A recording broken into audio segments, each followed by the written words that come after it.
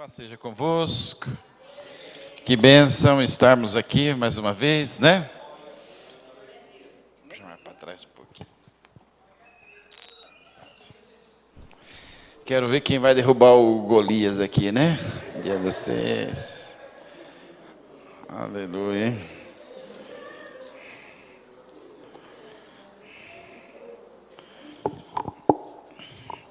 Que bênção. Nós vamos abrir nossas Bíblias em Atos dos Apóstolos, capítulo 9.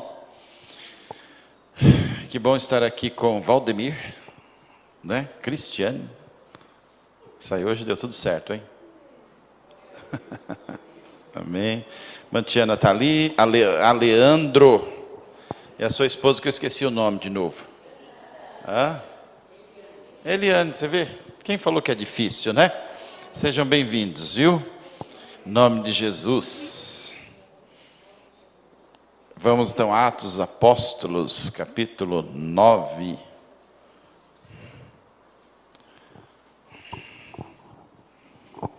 Muito bem.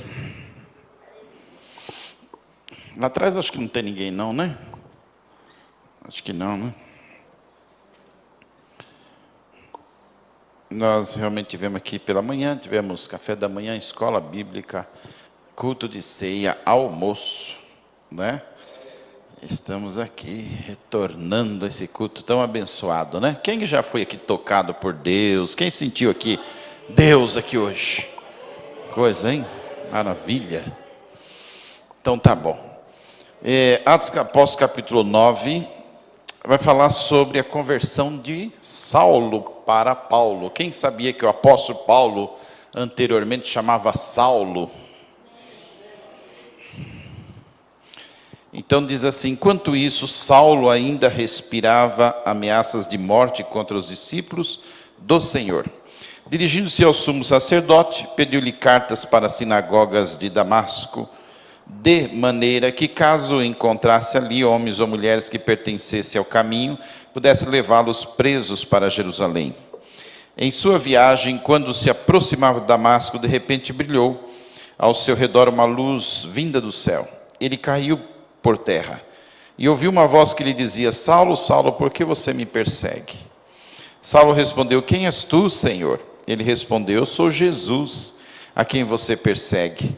Levante-se, entra na cidade, alguém lhe dirá o que você deve fazer. Os homens que viajavam com Saulo pararam emudecidos, ouviam a voz, mas não viam ninguém. Saulo levantou-se do chão e, abrindo os olhos, não conseguia ver nada. E os homens o levaram pela mão até Damasco. Por 3 dias ele esteve cego, não comeu nem bebeu. Em Damasco havia um discípulo chamado Ananias. O Senhor chamou numa visão: Ananias, eis-me aqui, Senhor, respondeu ele. O Senhor lhe disse: vá à casa de Judas, a rua chamada Direita, e pergunte por um homem de Tarso chamado Saulo. Ele está orando. Numa visão, viu um homem chamando Ananias chegar e impor-lhe as mãos para que voltasse a ver. Respondeu Ananias: Senhor, tenho ouvido muita coisa a respeito desse homem e de todo o mal que ele tem feito aos teus santos em Jerusalém. Ele chegou aqui com autorização dos chefes sacerdotes para prender todos que invocam o teu nome. Mas o Senhor disse a Ananias: vá. Este homem é meu instrumento escolhido para levar o meu nome perante os gentios e seus reis.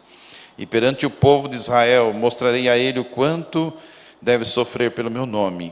Então Ananias foi, entrou na casa, pôs as mãos sobre Saulo e disse: irmão Saulo, o Senhor Jesus, que lhe apareceu no caminho por onde você vinha, enviou-me para que você volte a ver e seja cheio do Espírito Santo.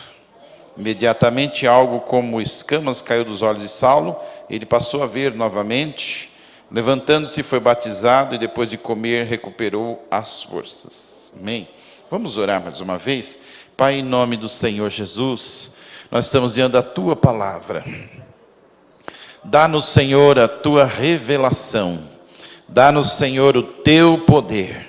Seja a tua voz a falar conosco, que nós entendamos, Senhor, o teu propósito nesta noite, a tua palavra para fortalecer a nossa fé, para abrir os nossos olhos. Pai, em nome do Senhor Jesus Cristo, assim seja. Amém. a palavra aqui, ela descreve a história de Saulo, que é o apóstolo Paulo, que ele se transformou no apóstolo Paulo. Antes, porém, esse homem, Saulo de Tarso, era um homem da alta cultura, um homem que ele era conhecedor da lei de Israel profundamente. Provavelmente não tinha ninguém que o conhecesse tanto quanto ele. Ele também tinha atitudes incríveis, ele era muito zeloso. Então ele queria ver as coisas em ordem, e as coisas em Israel deveriam caminhar conforme as leis de Moisés, leis estabelecidas, né, ao longo do tempo, e para que o país, o povo andasse em ordem. Então ele é extremamente zeloso, um homem que era poliglota, falava várias línguas, autoconhecimento. Então é este homem, e quando de repente surge a igreja de Cristo, Jesus fazia pouco tempo tinha morrido, ressuscitado, né? E deixou inflamado muita gente, que era a sua igreja. Começa o tempo da igreja, uma igreja espiritual de fato, não é?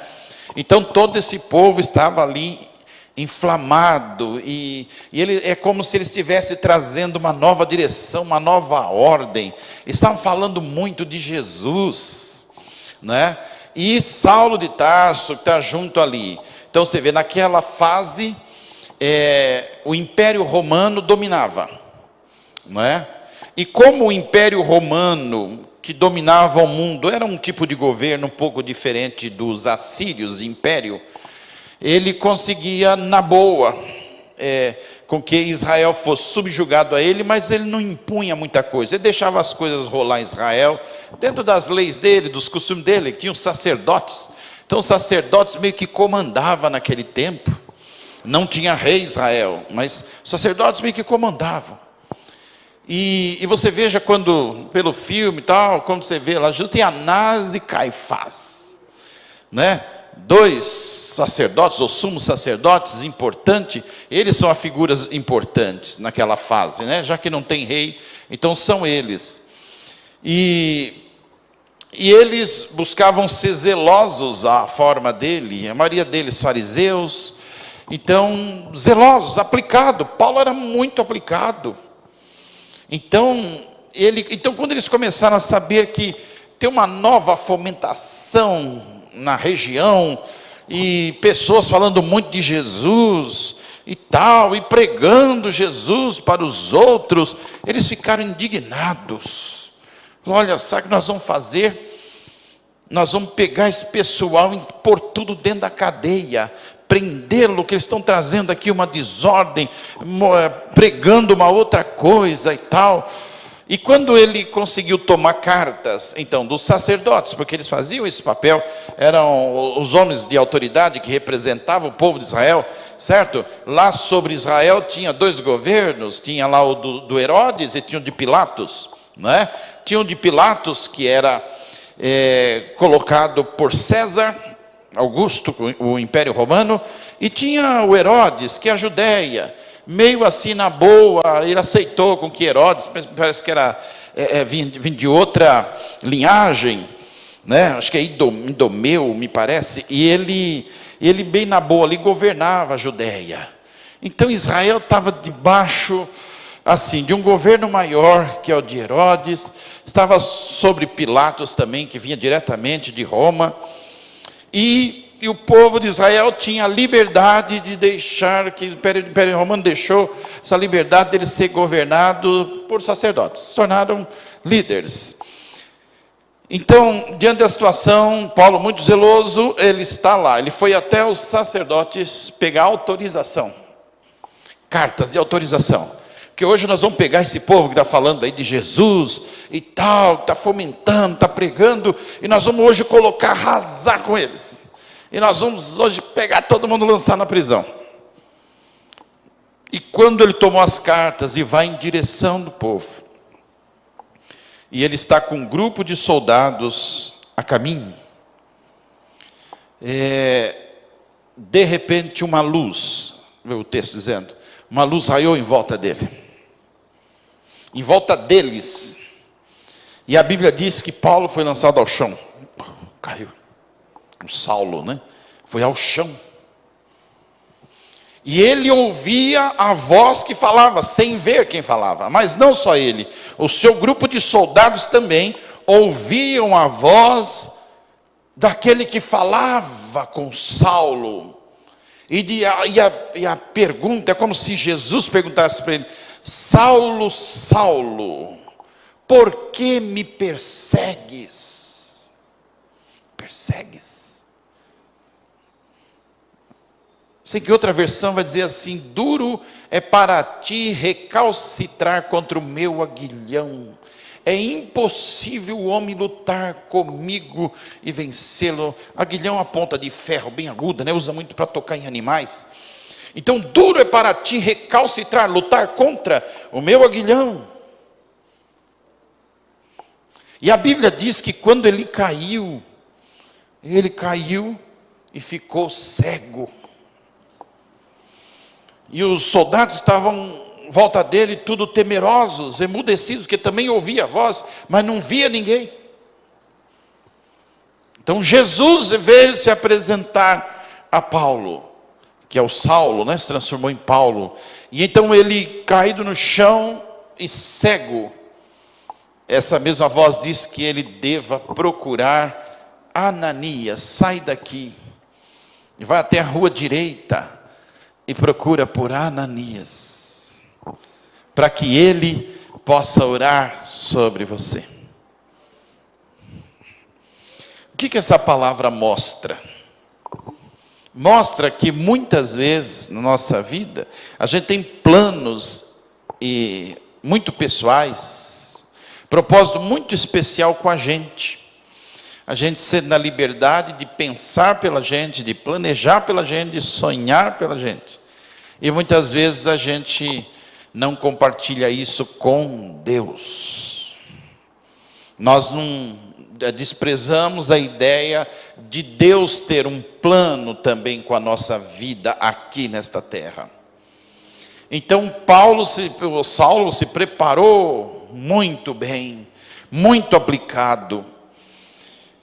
E por que é necessário, né, que a luz, a presença de Jesus o derruba, o poder dele, né, e ele fica cego durante 3 dias.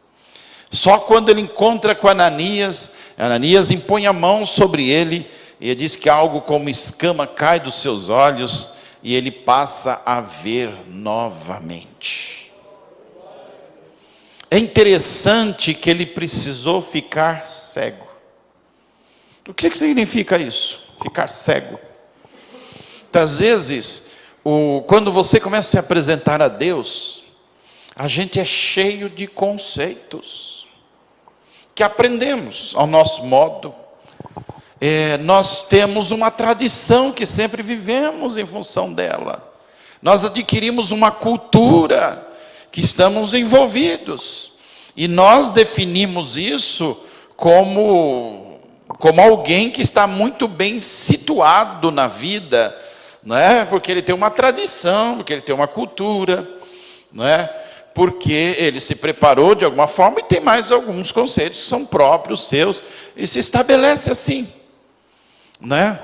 Se tem fé aí, não tem, não sei, a gente só sabe que todos nós temos limites, e o que estabelecemos para nós, a maioria das vezes, não está dentro de um contexto espiritual, onde a gente deseja falar com Deus, desejamos que Deus venha nos abençoar. Quantas pessoas, né, elas dizem que creem em Deus, mas isso tudo por causa da tradição, mas ela não crê em Deus, ela não sabe nem o que é isso. Algumas vezes a gente vê o ateu, e o ateu diz: olha, eu não creio em Deus. E quando eu vejo o ateu, eu falo: esse cara é sincero. Porque se eu também não tivesse experiência com Deus, eu diria a mesma coisa. Acho que ele é sincero, falou: porque você quer que eu fique olhando para o vento, para uma imaginação e diga que há Deus? Né? Então ele é muito sincero. A gente sabe que Deus existe por causa do Espírito Santo, que de fato toca a vida da gente, traz experiência da presença de Deus. Você não daria. Aleluias. Então, por causa desses conceitos, tudo formado, algumas vezes nós somos assim, movidos, convencidos pelo Espírito Santo a estar na igreja, a estar na presença de Deus. E a gente começa a ouvir coisas diferentes. Puxa vida, o negócio funciona assim, eu nunca imaginei, e tal, né? Mas é legal, é bom, mas é estranho, está tudo estranho para mim. É assim mesmo. É que Deus vai chamando, né? Um a um, a sua presença. Nossa, eu entendi que a vida era assim, o meu conceito que eu formei, baseado na tradição, sempre achei que o caminho certo era por aqui, mas a palavra de Deus está mostrando uma outra coisa, ela está me provocando a ter um outro comportamento, a gerar novo tipo de sentimento. Funciona desse jeito? Funciona desse jeito. Esse processo todinho é o processo que Paulo passou. É quando o próprio poder de Deus faz a gente ficar cego. Cego para quê? Cego em relação a valorizar todos os meus conceitos que tinha até agora. Toda a importância da minha tradição. Tudo isso que eu constituí como identidade para mim. Sabe, o Paulo, de repente, ele olha como que foi as coisas, ele está tão enérgico, tão determinado a pôr zelo, a pôr as coisas em ordem em Israel, que ele vai lá tomar cartas, que é autorização para ele arrasar com aquele povo que está falando de Jesus, e tal, ele pôr tudo na cadeia, para pôr em ordem, manter as coisas do jeito que sempre foi. E de repente, ele toma uma atitude, consegue, vai, e dentro de alguns minutos, ele está por terra. Pode ser qualquer um, menos Paulo, se encontrar assim, lançado por terra. E o que é isso, Paulo? Uma luz veio e me lançou por terra. É que eu não estava sozinho, os soldados estavam tudo comigo. E uma voz começa a falar comigo, que a voz que também os soldados ouviram. Eu estou lançado no chão. E quem fala, eu não vejo, mas ele diz: eu sou Jesus Nazareno a quem tu persegues. Você imagina dentro desse processo, que mudança, né? Olha o que eu era agora, imagina eu para explicar isso para o povo, né? Que mudança nos conceitos, na cultura, na forma de ver, puxa, quantas mudanças. E agora eu me encontro cego e no chão abatido. Foi uma luz que caiu. Esse processo então é o que Deus faz na gente. Então de repente a primeira coisa que Ele faz é que Ele começa a nos falar. É como Ele está abrindo nossos olhos, mas está gerando uma cegueira para aquilo que a gente vivia. Oh, aleluias. Amém. É interessante que foram quantos dias que ele ficou cego? O que te lembra 3, o número 3 na Bíblia? Então, Pai, Filho, Espírito Santo. Olha aí, que obra. Que mais?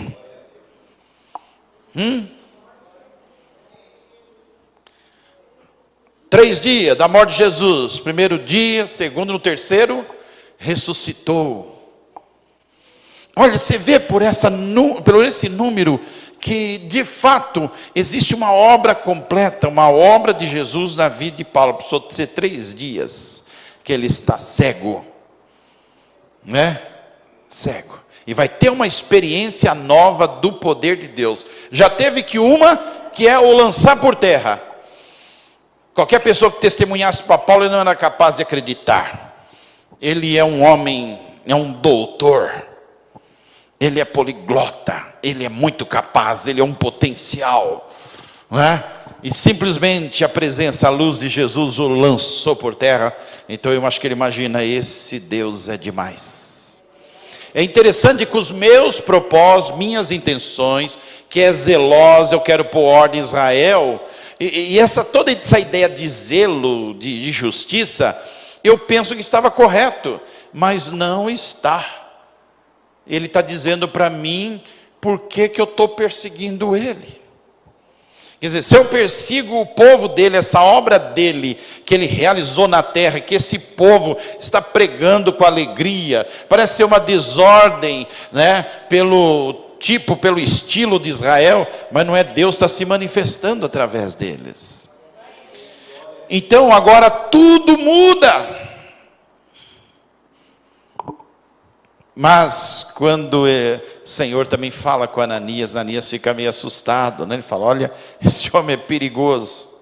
Deus falou, não, agora já iniciei uma obra na vida dele, né? Já está operando o Pai, o Filho e o Espírito Santo nele. 3 dias, Pai, Filho e Espírito Santo. Aleluias, glória a Deus. E aí, olha a situação, né? Deus o derrubou, ficou cego,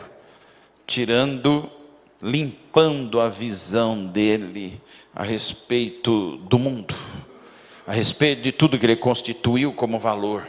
E agora tem um novo caminho. Aí o Senhor diz através de Ananias, não se preocupa com ele, que a partir de hoje eu vou ensinar ele a sofrer pelo meu nome.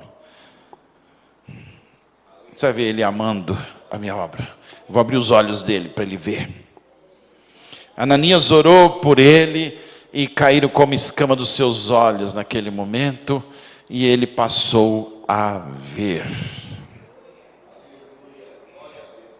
Começa um novo tempo na vida de Saulo. Logo aí na frente, Deus vai lá e muda o nome dele para Paulo, não é? Então, é um homem que foi perseguidor e que agora ele é um perseguido.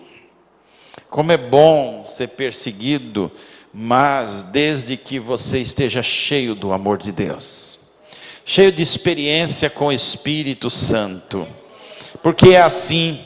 A Bíblia diz que os espirituais discernem tudo muito bem, mas por ninguém é discernido. Alguém diria, poxa, como você vai para a igreja, hein? E você que é espiritual responderia para alguém, olha, eu vou e vou pouco. Que tu não sabe o quanto é importante, o quanto é bom, o quanto eu precisaria estar mais. E ele acha um absurdo você ir. Por quê? Porque agora você é espiritual. E essa pessoa não é. Ela não consegue discernir você, mas você entende, você discerne ela. Olha, você está além de Deus. Então Deus, ele tem esse processo, né, de trabalhar os nossos olhos, os olhos do entendimento, né? Então tem coisas que se Deus não fizesse, se Deus não te parasse, está dizendo lá dentro do nosso coração tem um desejo de servir a Deus, mas você fala, puxa, parece que há um vazio, parece que as coisas não estão conexas não, parece que lá dentro do Espírito não bate bem, não é? Então, lembra que o Pablo está lendo no livro, ele falou que o escritor estava dizendo, falou a necessidade do mundo, a crise do homem, ela é existencial e espiritual. Falei, está certinho também, eu acredito que é isso. O homem está perdido na terra. Ele não sabe para que veio, para onde vai, né? Tudo está muito vazio, tudo está muito louco. Né? O espiritual, eu quero uma resposta que não tem nas pessoas, não tem nos especialistas, não tem. Onde é que está essa resposta? Se só Deus pode dar lá dentro da gente.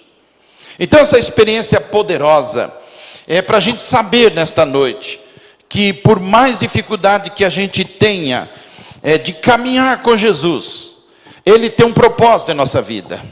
E Ele tem as formas corretas de trabalhar em nós. A nossa questão sempre está na visão, mas Ele é poderoso, né, para mudar tudo isso, como mudou com Saulo de Tarso, né? Ele agora é abençoado e abre-se uma visão ao poder de Deus, para ele ver de uma forma diferente.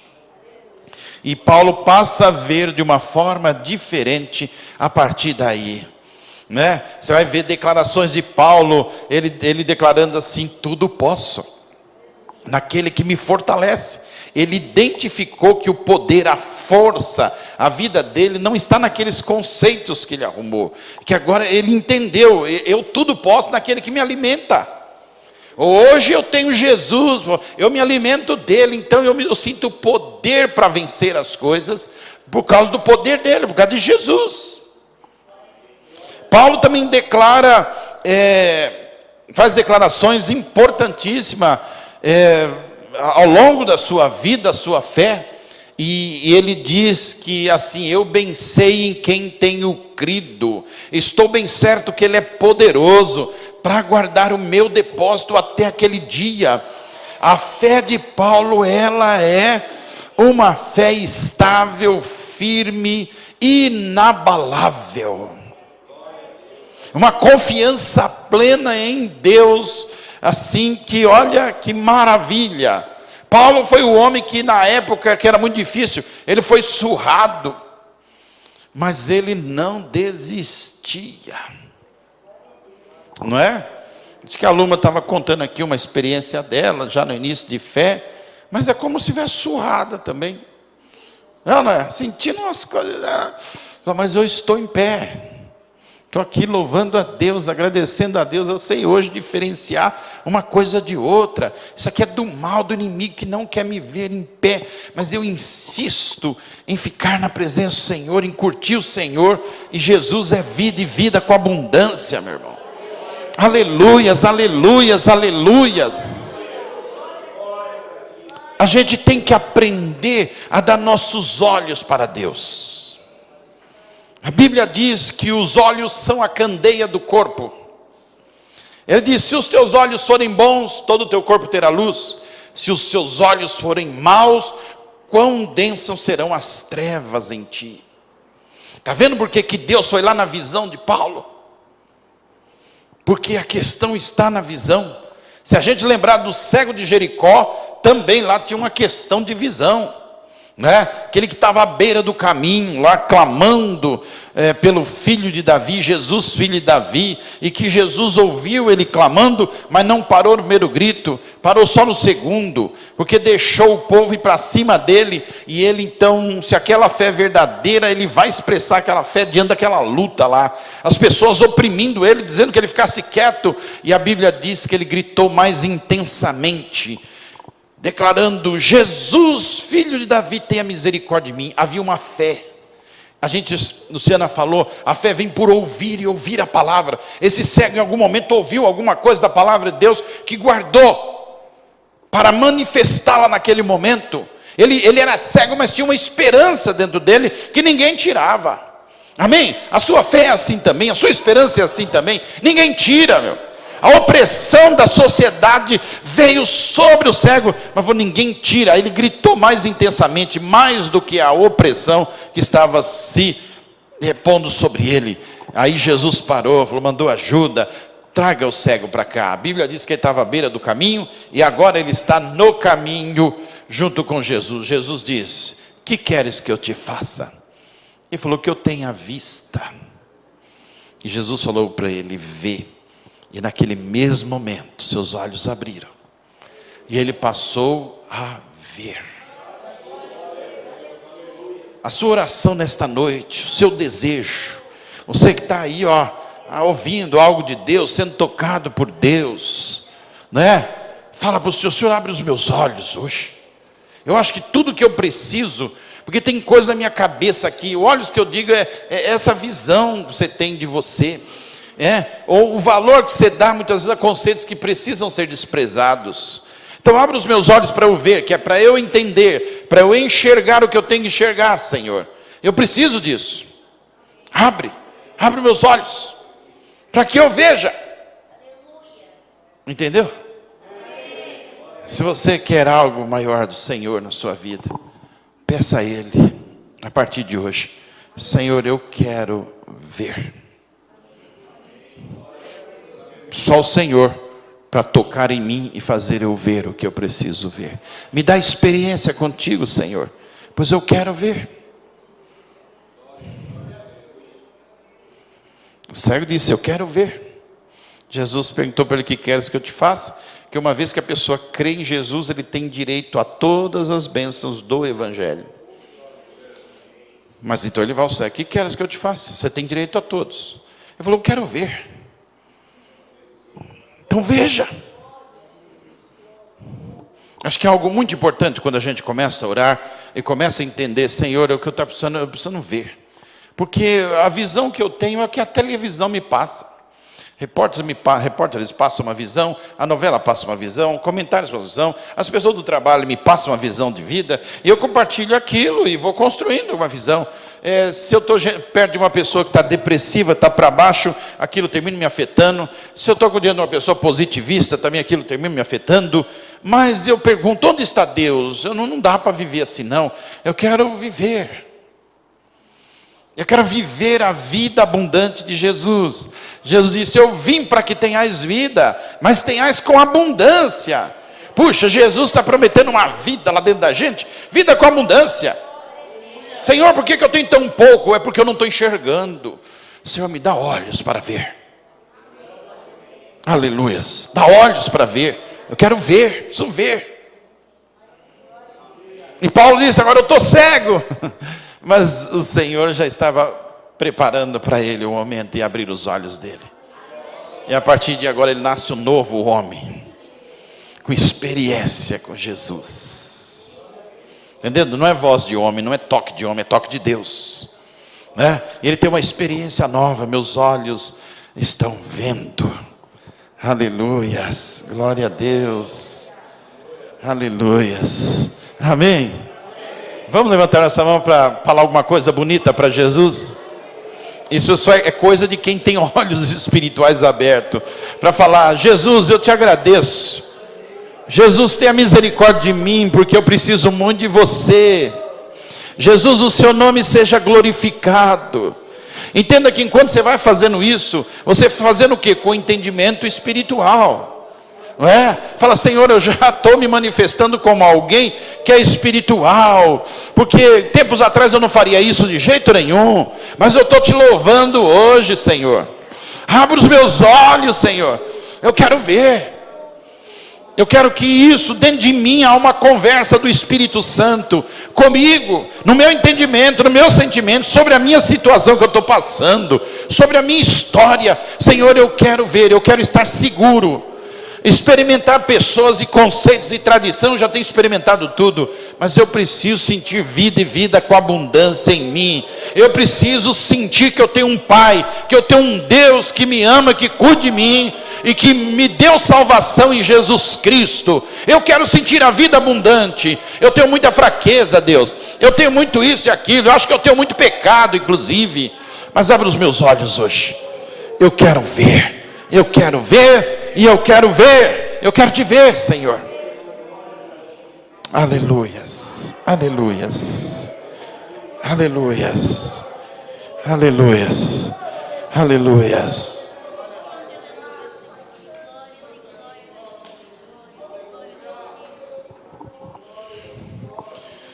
Eu vou lhe contar mais uma história bíblica que é de Isaías capítulo 6. É o profeta Isaías também. É o profeta Isaías que antes que Deus estabeleça ele como profeta, ele é um rapaz importante, tranquilo e sossegado, porque ele era da família do rei Uzias, né? Família do rei Uzias estava meio na boa,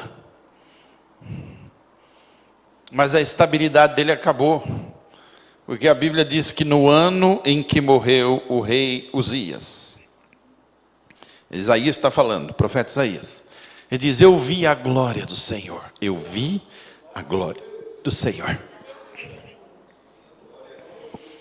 É como aquela cegueira de Paulo. Agora eu despenquei. Morreu Uzias, acabou a minha estabilidade. Ele fala, no ano que morreu o rei Uzias, eu vi a glória do Senhor. Então ele diz que naquela visão ele via um anjo, aí Deus abriu a visão dele, é uma visão espiritual, que se o Senhor lhe der esse dom, você passa a ver. Então ele viu um anjo que saía, um serafim, né, que saiu e vinha com 6 asas, né, ele diz, 2 cobriam os seus rostos, 2 asas cobriam os seus pés e com 2 eles voavam. E ele chegou até ele E ele ficou preocupado, porque lá desde Moisés havia uma mensagem que no dia que o homem visse a Deus, ele morreria, que ele não suporta isso. E ele diz, eu estou vendo o Senhor, eu vou morrer. Né? E o anjo foi lá no templo, pegou brasas vivas, e começou a trazer numa tenaz, parece uma tesoura, né? Ele foi trazendo brasas vivas, se aproximando de Isaías, ele estava vendo aquela cena, ele falou, eu vou morrer hoje. Aí esse serafim chegou e disse, olha, você não vai morrer. E a Bíblia diz que ele pegou aquela tenaz, as brasas vivas, e tocou na língua do profeta, que ainda não era profeta, do Isaías, tocou na língua dele. E ele, o serafim disse, hoje passou de ti o teu pecado.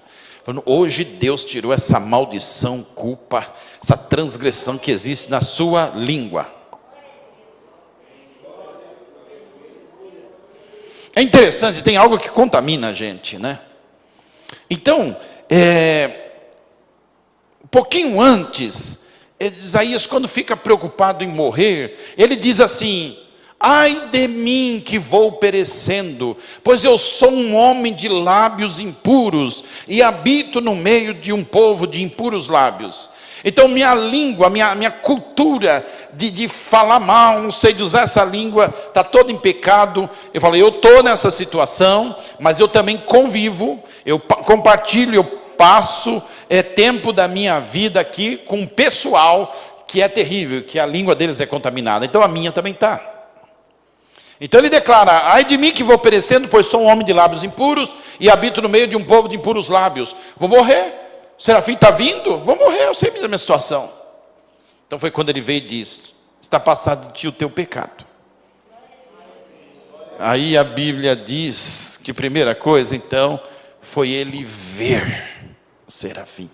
Olha os olhos em evidência. E a Bíblia diz que depois ele passou a ouvir. E disse, ouvi a voz do céu que me dizia, quem há de ir por nós? Então você vê que os sentidos, também espiritualmente falando, eles são contaminados, ficam bloqueados. Mas o dia que tem uma intervenção de Deus na gente, Ele tira dessa escravidão e desse bloqueio. Né? Quem há de ir por nós? A Isaías, depois de ver, ele passa a ouvir, e agora ele está dizendo, envia-me a mim, Senhor, pode me enviar. Se os nossos olhos forem abertos, os nossos ouvidos também serão. Olha em Apocalipse que diz, João à igreja, então ele diz assim, quem tem ouvidos para ouvir, ouça o que o Espírito diz à igreja.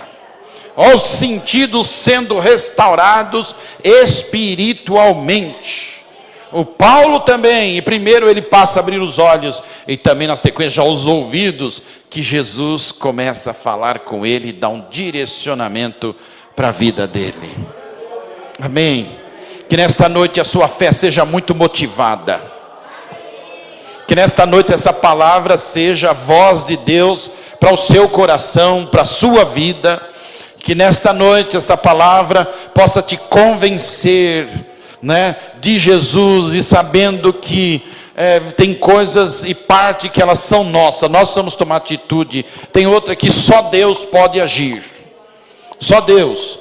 Mas se você tiver crente que Deus pode agir em você, você se manifesta nesta noite e diz para o Senhor, Senhor, eu quero que o Senhor me levanta, eu quero que o Senhor faça a obra que o Senhor tem que fazer em mim. Sabe, não importa, eu não entendo, mas o Senhor começa a falar, a fazer, me dá orientação, e eu quero pegar isso. Eu quero, Senhor, ser levantado por Ti.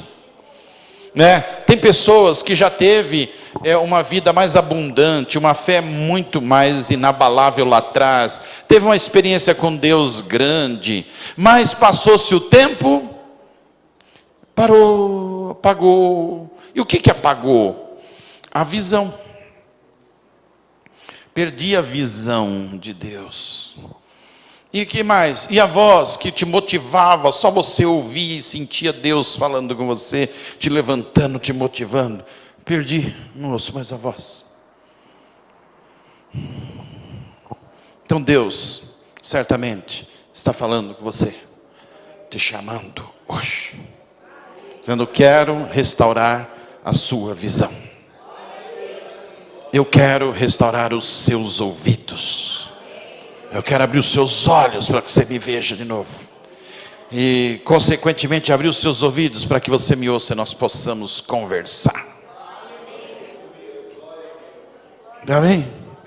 Experiência forte, né? Nós estamos falando só do espiritual. Não é? A Bíblia diz lá em João que Deus é espírito. E Ele procura os verdadeiros adoradores que o adorem em espírito e em verdade. Você vai entender, mas pastor, como assim ser espírito? A gente sabe que a gente é o quê? A gente é espírito.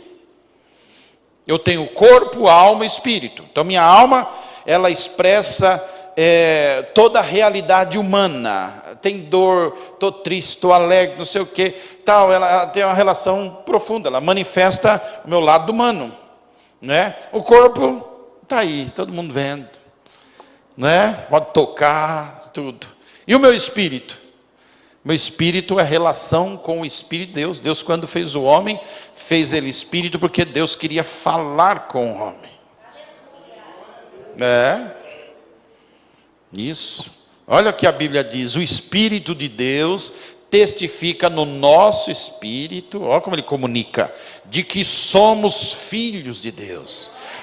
De vez em quando eu quero, não, eu não acho que eu não sou, isso aí, acho que eu sou inferior. E vem o Espírito de Deus, né? Toca lá dentro da gente e dá certeza que somos filhos. Quem faz isso? O Espírito de Deus. Mas você estava pensando nisso? Você estava calculando isso? Não, o Espírito de Deus vai lá e fala dentro do Espírito, pronto. Fala: eu sou filho. Me dá certeza. Mas eu não tenho ninguém por mim. É porque não sei, meu pai, minha mãe desprezou. Porque não sei. Não, e vem o Espírito de Deus. Lá dentro do seu espírito. Você é filho. Filha. Amém? Como é que a depressão vai morar dentro de você se o Espírito de Deus fala no seu espírito? Como é que o fracasso toma conta de você se o Espírito de Deus testifica no seu espírito? Aleluia. Está entendendo? Bom, então quem nós somos afinal? Eu sou corpo, alma e espírito. Deus me fez assim. Mas sobretudo, Ele soprou em mim o espírito de vida. Ele me fez espírito. Cada um de nós somos espírito. O espírito nunca vai morrer, não é? A alma nunca vai morrer. Mas aí tem uma coisa: só o corpo. O corpo, sim, a Bíblia diz que ele vai descer ao pó. A Bíblia diz que ele desce ao pó e o espírito volta a Deus que o deu. Eu acho que eu sou humano e que minha vida é o corpo. Não, o corpo é a minha veste. Eu sou espírito. Entendeu ou não? Então, eu sei espírito que Deus me fez espírito vivente. Né? Já viu as pessoas que muitas vezes ela tem uma experiência espiritual, mesmo pessoa que não conheceu a Deus, ela sai do corpo, já se viu morrendo, olhando lá para o corpo dela. Lá quando você se viu olhando para o teu corpo, faltava pedaço em você, faltava braço, não, você via como alguém. É isso aí, você é espírito, você é alguém, você é a essência, espírito. Só que Deus te vestiu de corpo aqui para a terra. Os anjos também, a Bíblia diz, são ministros, são espíritos ministradores. Só que não tem esse corpo aqui, então eles não estão limitados. Mas esse corpo, ele está condenado por causa do pecado, e a gente vai envelhecendo. É incrível, é um mistério, a gente nasce morrendo. Não é? Estou nascendo, estou desenvolvendo, mas ao mesmo tempo já estou morrendo. Isso não é depressivo não, isso é realidade. A gente constata isso aí depois de uns 30, né? Opa, o sintoma está um pouquinho mais evidente. Né? Bebezinho, jovem pensa na morte, mas nem aí. Jovem não quer saber nem, não é que essa história não. Entende? Mas depois de certa idade ele começa a considerar. Mas eu não morro na realidade, eu sou espírito vivente. Deus soprou. Só que muitas vezes eu sei que eu sou espírito vivente, mas eu não sou espiritual. O que Deus veio fazer então através do Evangelho? Me tornar espiritual para ter comunhão com Ele e viver uma vida de poder, de autoridade na terra. Cheio de Deus. Ó a promessa de Deus para Saulo aqui, nós lemos aqui no texto, né? O último versículo é o versículo 17, deixa eu ver aqui. O 18. Imediatamente algo como escamas caiu dos olhos de Saulo, e ele passou a ver novamente. Levantando-se, foi batizado e depois de comer recuperou as forças, né? Parece que agora a própria comida já é consagrada por Deus. Há uma renovação nas forças dele. Ele agora é cheio do Espírito Santo. É o que ele não era. Ele era espírito, né? Mas ele não é espiritual. E agora Deus faz espiritual. Você que está ouvindo a palavra e crendo nela, Deus, essa própria palavra que tem poder nela, está te fazendo espiritual. Para que fazer espiritual? Você ter comunhão com Deus. Quem tem comunhão com Deus não vive mais fracasso. Vai ser maravilhoso. Você tem um dia a dia aí, mas vê o Espírito Santo testificando lá no seu espírito, dizendo: você é meu filho, você é minha filha, você não está sozinho. É daquele ar de alegria, de felicidade. As pessoas estão em volta, nem sabem o que está acontecendo. Mas o Espírito Santo está tocando você, porque ele testifica lá no seu espírito.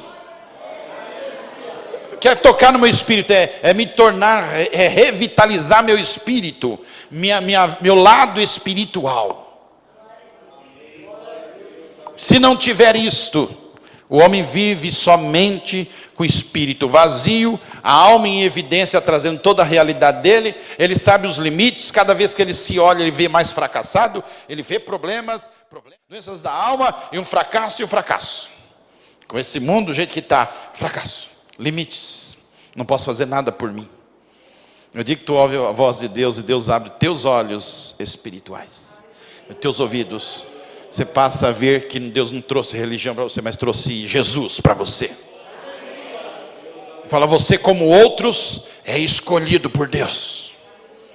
Eu te chamei, eu te nomeei, diz a palavra, para que você vá e dê frutos, você viva abundantemente. Aleluias. Então você compartilhe com Deus a sua vida. E Deus está falando com você, e você não é mudo, né? Então você pode falar. Então fale para Deus: Deus, abra os meus olhos hoje. A partir de hoje, Senhor, abre meus ouvidos, que eu quero falar com o Senhor, porque respostas para minha alma só Deus pode ter, mais ninguém. Amém? Então glória a Deus. Glória a Deus. Que os seus olhos sejam abertos. Tá bom? Levanta-te hoje, em nome de Jesus. Levanta-te para Deus hoje. Creia que Deus pode fazer infinitamente mais por você. Aqui a Bíblia diz aquilo que nem pensamos e imaginamos, mas Ele pode fazer por você. Levanta hoje em nome de Jesus. Levanta, porque você tem um Deus que se importa por você. Um Deus que quer abrir os seus olhos, abrir seus ouvidos, e você ter comunhão com Deus. Aleluias. Glória a Deus.